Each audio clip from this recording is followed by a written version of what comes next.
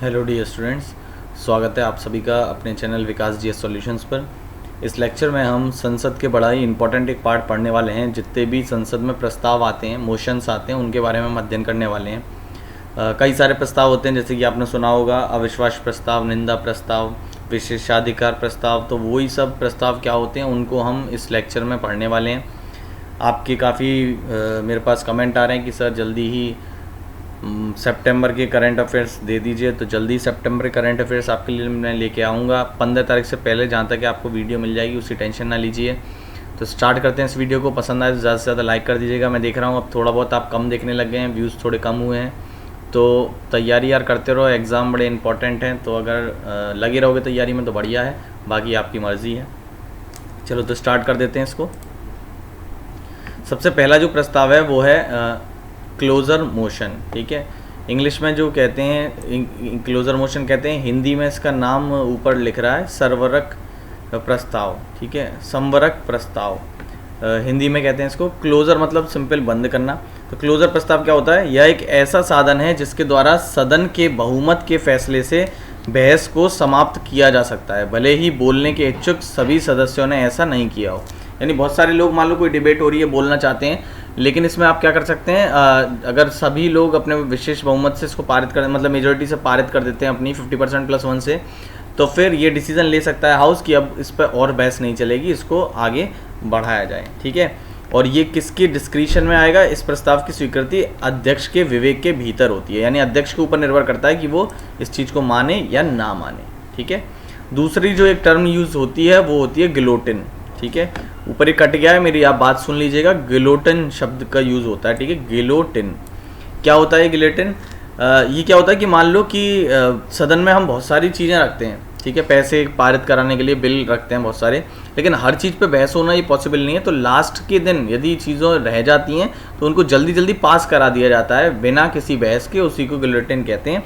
तो जैसा कि इसमें लिख रहा है, एक ऐसा समय होता है जब किसी बिल या प्रस्ताव के अविवेकी खंडों को समय की चाह के कारण चर्चा के साथ साथ मतदान के लिए रखा जाता है। ठीक है, जैसा कि चर्चा के लिए आवंटित समय समाप्त हो जाता है। नियत समय पर आवंटित दिनों में से अंतिम समय अध्यक्ष अनुदानों की मांग के संबंध में सभी बकाया मामलों को निपटाने के लिए आवश्यक प्रत्येक प्रश्न रखता है। बजट के दौरान गिलोटिन अनुदानों की मांगों पर चर्चा संपन्न करता है। ठीक है, तो ये चीज़ें आपको याद रखनी है। जैसा कि मैंने समझाया उसी को ये यहाँ पर डिटेल में इन्होंने लिख दिया है। ठीक है, कि कोई बहुत सारी चीज़ें जो रह जाती हैं तो उसको लास्ट दिन हम बिना किसी बेसिकली डिस्कशन के ऐसे ही पास कर देते हैं, उसको हम क्या कहते हैं? गिलोटिन कहते हैं। ठीक है, जनरली पैसे वैसे के लिए पारित कराने के लिए इसका यूज़ करते हैं। नेक्स्ट है विशेषाधिकार प्रस्ताव। तो जो सांसद होते हैं, एमएलए होते हैं, एमएलसी होते हैं, इनको कई सारे विशेषाधिकार होते हैं। जैसे कि सिविल मामलों में 40 दिन पहले बैठक के और 40 दिन बाद बैठक के, जब भी अगर संसद चल रही है या विधानमंडल चल रहा है तो इनकी गिरफ्तारी नहीं हो सकती सिविल मामलों में। तो इसी तरीके से इनको बहुत सारे विशेषाधिकार प्राप्त हैं। तो उन्हीं में से कुछ ये भी है कि इनके विशेषाधिकार प्रस्ताव ये होते हैं कि विशेषाधिकार प्रस्ताव तब लाया जाता है जब कोई विशेषाधिकारों का अपने दुरुपयोग करे, यानी मिसयूज करे, तब ये प्रस्ताव लाया जाता है उसके खिलाफ कि इसने गलत प्रयोग किया गया है। तो जो भी कार्रवाई होगी वो सदन में उसके खिलाफ चलेगी। तो पढ़ लेते हैं। संसदीय विशेषाधिकारों के उल्लंघन के खिलाफ विशेषाधिकार प्रस्ताव पारित किया जाता है। आगे लिख रहा है, संसदीय विशेषाधिकार सांसदों, विधायकों और एमएलसी द्वारा व्यक्तिगत और सामूहिक रूप से प्राप्त कुछ अधिकार और प्रतिरक्षा हैं, ताकि वे प्रभावी ढंग से अपने कार्यों का निर्वहन कर सकें। यानी भाई मिसयूज ना करें आप, उसके लिए बेसिकली है। जब इनमें से किसी भी अधिकार और प्रतिरक्षा की अवहेलना की जाती है तो अपराध को विशेषाधिकार का उल्लंघन कहा जाता है और संसद या राज्य विधानमंडल के कानून के तहत यह दंडनीय है। ठीक है, यानी उनमें जो विधि बनी हुई है मंडलों में, उसके तहत ये दंडनीय होगा जो भी विधि है। प्रत्येक सदन अवमानना कार्यों के रूप में दंडित करने के अधिकार का भी दावा करता है जो किसी विशेषाधिकार का उल्लंघन नहीं करते हैं। इसके अधिकार और सम्मान के खिलाफ अपराध है। ठीक है, आगे चलते हैं। नेक्स्ट जो प्रस्ताव है वो कहलाता है ध्यान आकर्षण प्रस्ताव। ठीक है, जिसको इंग्लिश में कहते हैं कॉल अटेंशन मोशन। ये क्या है? जैसे कोई इम्पोर्टेंट मामला चल रहा है तो उसके खिलाफ ध्यान आपका आकर्षण करने के लिए ये लाया जाता है। तो देख लेते हैं इसकी परिभाषा पूरी। एक प्रकार का प्रस्ताव है जिसे किसी सदस्य द्वारा तत्काल सार्वजनिक महत्व के मामले में मंत्री का ध्यान आकर्षित करने के लिए पेश किया जाता है। कोई इंपॉर्टेंट मामला चल रहा है तो उसका ध्यान उस तरफ खींचने के लिए मंत्री का, जैसे कि मान लीजिए अभी रेप का केस चला हाथरस का, है ना, तो जो भी महिला विभाग की मंत्री हैं या जिनके तहत ये प्रशासन वगैरह चीज़ें आएंगी, ठीक है, पुलिस गृह मंत्रालय के तहत, तो ये सारी चीज़ें इनको मतलब इनका ध्यान आकर्षण करने के लिए किया जाएगा, ठीक है, कि वो उस मामले पर कोई बयान दें क्या किया जा रहा है उनके लिए। इसे संसद के किसी भी सदन में पेश किया जा सकता है। यह प्रस्ताव एक सदस्य द्वारा एक बैठक में 2 ही बार तक सीमित है, ठीक है। आगे लिखते हैं, यानी 2 ही चीज़ों पर मैक्सिमम वो प्रश्न कह सकता है, ध्यान देने की बात कर सकता है, ऐसा नहीं कि सारी चीज़ें वही रख देगा। नेक्स्ट होता है धन्यवाद प्रस्ताव, मोशन ऑफ थैंक्स। नई लोकसभा के पहले सत्र, ये मैं ऑलरेडी आपको बता चुका हूँ कि जब भी नई लोकसभा बनती है या पहली जो बैठक होती है प्रत्येक साल की सदन की, उसमें जो अभिभाषण देता है वो राष्ट्रपति देता है, और तभी वो अपना जब अभिभाषण देता है तो उसी के बिहाफ पर अन्य जो सांसद होते हैं वो उसको धन्यवाद प्रस्ताव लाते हैं कि बहुत बहुत धन्यवाद आपका, ठीक है।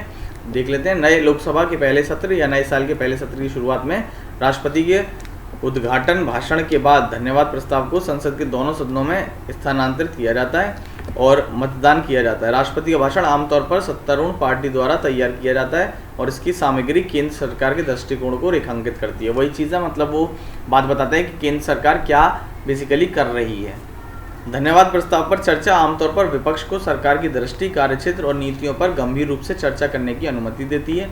यह प्रस्ताव दोनों सदनों में पारित होना चाहिए।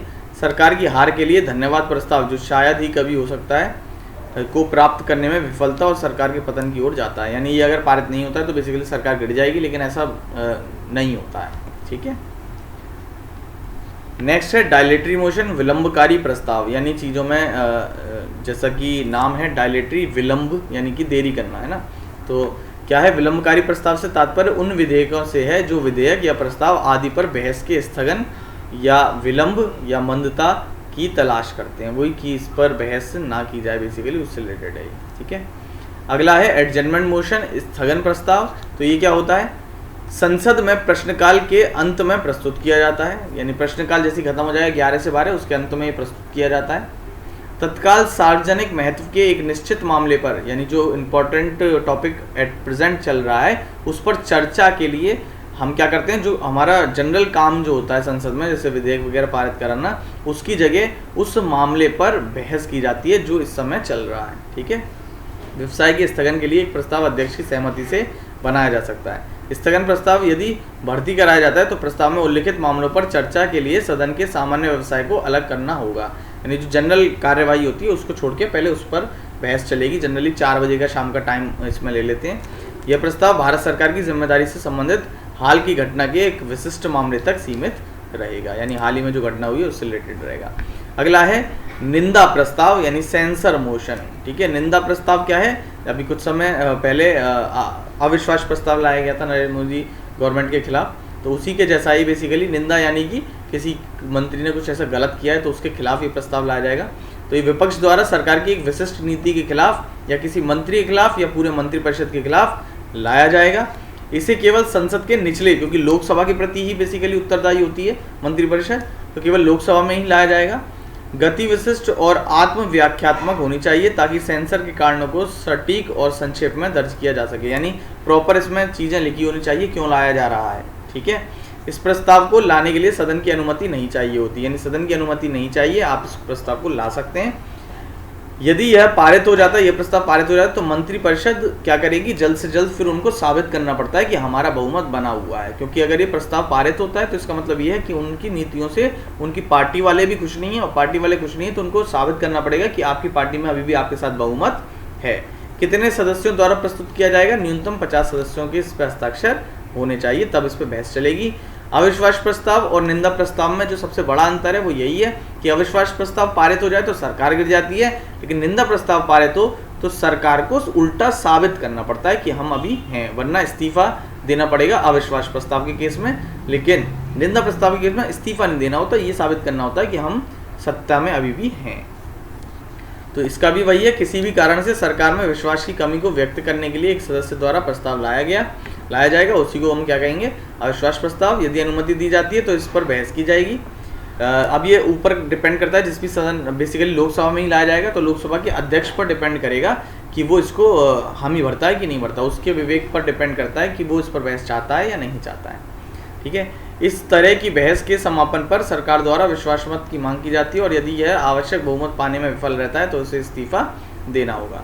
न्यूनतम ये भी कितने सदस्यों द्वारा लाया जाएगा, लोकसभा के 50 सदस्यों द्वारा ये भी लाया जाता है। ठीक है, अगला है कट मोशन, कटौती प्रस्ताव। तो जैसा कि नाम है कटौती प्रस्ताव, यानी कोई मांग की गई होगी सरकार के द्वारा तो संसद उसमें कटौती की मांग करेगी। ठीक है, ये बेसिकली यह प्रस्ताव जो सरकार द्वारा प्रस्तुत की गई राशि कटौती की मांग करता है, ठीक है, उसको कटौती प्रस्ताव के रूप में जाना जाएगा। इस तरह के प्रस्ताव को अध्यक्ष के विवेक पर स्वीकार किया जाता है, यानी लोकसभा स्पीकर के ऊपर ही डिपेंड करता है कि उसको स्वीकार करे या ना करे। एक ऐसा उपकरण है जिसके माध्यम से सदस्य किसी विशेष शिकायत या समस्या पर सरकार का ध्यान आकर्षित कर सकते हैं। कटौती प्रस्ताव बेसिकली 3 प्रकार के होते हैं, नीति कटौती प्रस्ताव, सांकेतिक कटौती प्रस्ताव और मितव्ययता कटौती, यानी policy cut motion, token cut motion और इकोनॉमी कट मोशन। ठीक है, या फ्रूगल मोशन भी कह सकते हैं। तो पहले पढ़ लेते हैं नीति कटौती प्रस्ताव क्या होता है। तो नीति कटौती क्या होता है, जैसे कि नाम है नीति, यानी जब आप सरकार की नीति से बिल्कुल भी सहमत नहीं है तो हम क्या करेंगे, यह प्रस्ताव मांग की राशि को घटाकर 1 रुपये करने के लिए लाया जाता है। यानी मान लो संसद ने 100 करोड़ रुपए मांगे किसी प्रोजेक्ट के लिए और आप बिल्कुल भी सहमत नहीं है सरकार की इस नीति से, तो संसद 1 रुपये का प्रस्ताव की बात करती है कि इनको 1 रुपया दिया जाए। इसका मतलब बेसिकली वही है कि वो बिल्कुल भी सहमत नहीं है इस नीति से। ठीक है, इसका मतलब ये है 1 रुपये का, ये नहीं कि आप कहो कि 1 रुपये में क्या कर लेंगे। ठीक है, जिसका उद्देश्य मांग से अनर्हित नीति की अस्वीकृति का प्रतिनिधित्व करना होता है। इस तरह के प्रस्ताव का नोटिस देने वाले सदस्य को सटीक शब्दों में उस पॉलिसी के विवरणों को इंगित करना होता है जिस पर सदस्य चर्चा करने का प्रस्ताव रखता है, यानी प्रॉपर आपको बताना पड़ेगा क्या रीज़न है, क्यों है, क्या है। चर्चा विशिष्ट बिंदु या नोटिस में उल्लिखित बिंदुओं तक ही सीमित रहेगी, यानी जो पॉइंट्स दे रखे हैं वो वहीं तक सीमित रहेगी, आगे आप एक्स्ट्रा चीज़ें कुछ नहीं ऐड करेंगे। ठीक है, यह एक विकल्प नीति की वकालत करने के लिए सदस्यों के लिए खुला होगा। नेक्स्ट है मितव्ययता कटौती प्रस्ताव। तो यानी कम करना, बेसिकली यह एक निर्दिष्ट राशि द्वारा मांग की मात्रा को कम करने के लिए स्थानांतरित किया जाता है। यानी मान लो 100 करोड़ मांगे तो 50 करोड़ ही देने हैं, इस तरीके से। एक निर्दिष्ट राशि या तो मांग में एकमुश्त कमी या मांग में कमी हो सकती है।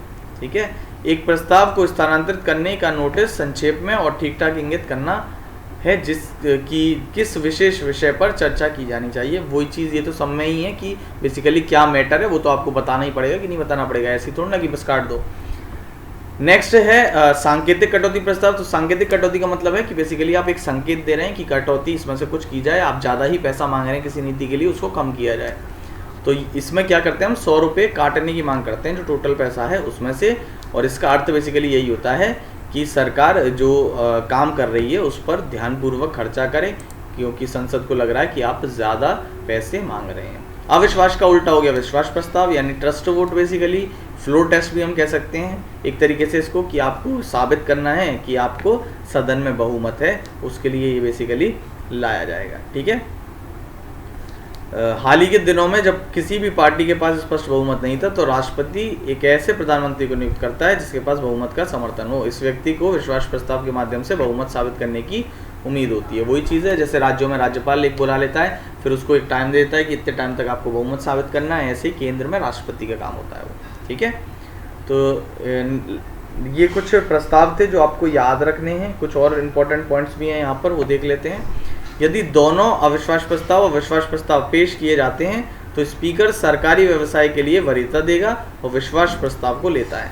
मान लो दोनों प्रस्ताव रखे जा रहे हैं, अविश्वास भी लिखा जा रहा है और विश्वास प्रस्ताव भी लिखा जा रहा है, तो स्पीकर का ये कर्तव्य है कि वो पहले विश्वास प्रस्ताव को ले।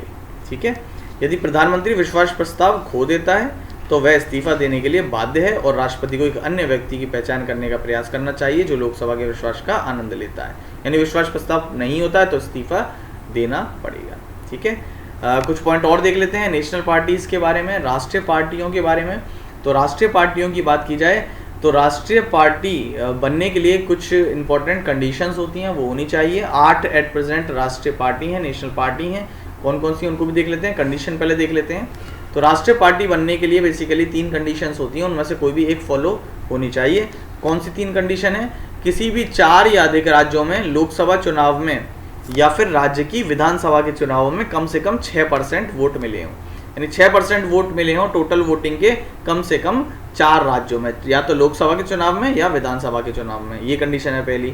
दूसरी कंडीशन है कम से कम 4 सीटें जीतें, ठीक है। दूसरी कंडीशन ये है, सॉरी इसी में ये एडेड है दूसरी कंडीशन, ये 6% तो चाहिए ही, और साथ ही साथ ये सेकंड पॉइंट है कि कम से कम 4 सीटें भी हों। यानी 6% का मतलब ये नहीं है कि केवल वोट ही मिले, सीटें भी कुछ होनी चाहिए 4%, ठीक है, 4 सीटें। ये नहीं है अगर दोनों पॉइंट, तो दूसरी कंडीशन क्या है कि लोकसभा में कम से कम 2% सीटें जीत जाएं, ठीक है। जो वर्तमान में अगर हम देखेंगे तो 11 होंगी 543 में से, ठीक है। और ये सदस्य जो 11 सीटें हैं ये कम से कम 3 अलग अलग राज्यों से होनी चाहिए, यानी ऐसा नहीं एक ही राज्य से 11 जीत ली, ठीक है। अलग अलग 3 राज्यों की मिलाकर कम से कम 11 होनी चाहिए, ठीक है। ये भी नहीं है तो फिर कम से कम 4 राज्यों में क्या हो, वो एक स्टेट पार्टी हो, राज्य पार्टी हो। राज्य पार्टी का दर्जा के लिए यही कंडीशंस आ जाएंगी, बेसिकली विधानसभा आ जाएगी लोकसभा की जगह। अभी तक 5 साल बाद चेंज कर दिया जाता था, हर 5 साल बाद रिव्यू करता था निर्वाचन आयोग ये स्टेटस को कि कौन सी पॉलिटिकल पार्टी राजनीतिक है, मतलब राष्ट्रीय है, नेशनल है या नहीं है। लेकिन इसको अब 10 साल पर देखा जाता है, 5 साल पहले था, ठीक है। अभी वर्तमान में 8 नेशनल पार्टी कौन कौन सी हैं, पहली बीजेपी, ठीक है, फिर INC national Indian National Congress, CPI है कम्युनिस्ट पार्टी ऑफ इंडिया, चौथी है CPIM communist party of India Marxist, 5वीं है NCP यानी नेशनल कांग्रेस पार्टी, BSP यानी बहुजन समाज पार्टी, TMC यानी तृणमूल कांग्रेस जो कि बंगाल वगैरह में है, ठीक है, दीदी, और NPP नेशनल पीपल्स पार्टी, ये अभी हाल ही में बनी है, मेघालय वगैरह की है, ठीक है। तो ये 8 पार्टी हैं। स्टेट पार्टी का दर्जा प्राप्त करने के लिए कंडीशन क्या है, तो वही है कम से कम 6% वैलिड वोट पड़े और 2 सीट जीती हों आप असेंबली इलेक्शंस में। वहाँ 4 सीट था, यहाँ 2 सीट है, ठीक है। या ये नहीं है तो दूसरी कंडीशन क्या है, 6% सीट जीतो और 1 सीट लोकसभा में होनी चाहिए, ठीक है।